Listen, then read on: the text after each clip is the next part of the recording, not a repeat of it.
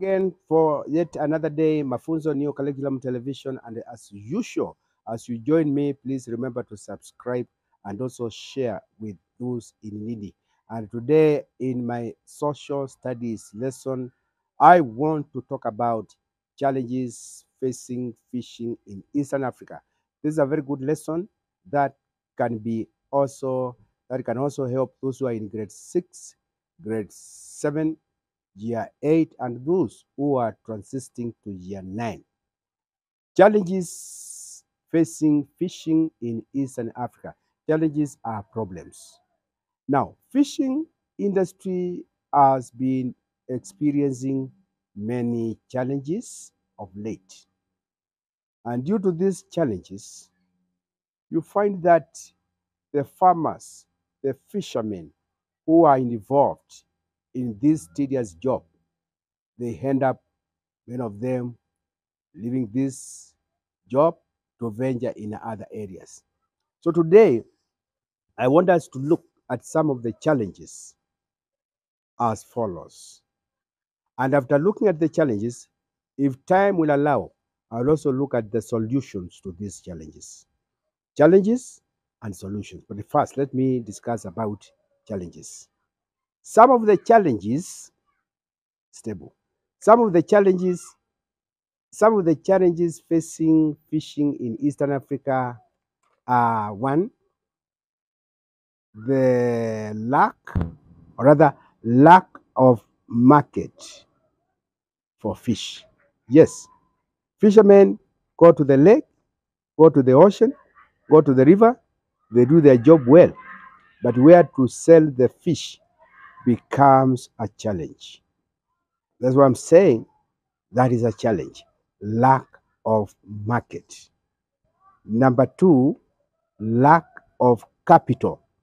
Fishing is a huge industry and it requires huge capital. So those farmers who are venturing into this business, into this kind of farming, they lack this capitation. And because of this, it becomes a burden to them.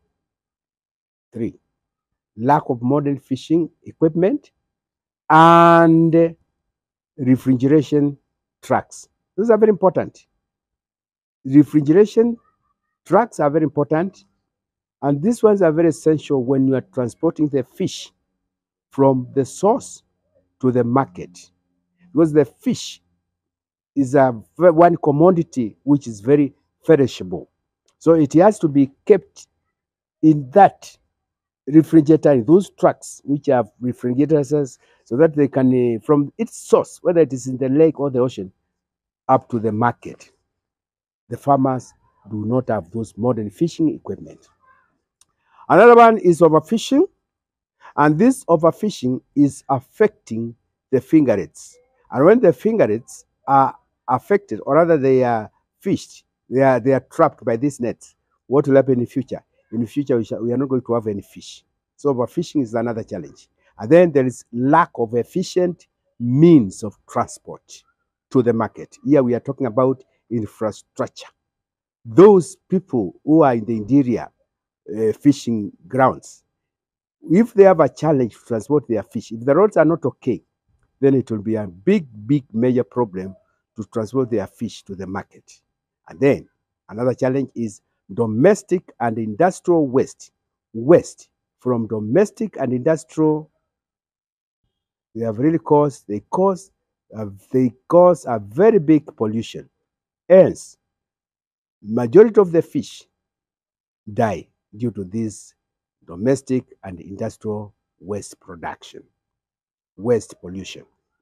And lastly, destruction of corals along the coast is also rampant, especially in the marine type of fishing, and this affects the fish breeding grounds, hence leading to a decrease of fish.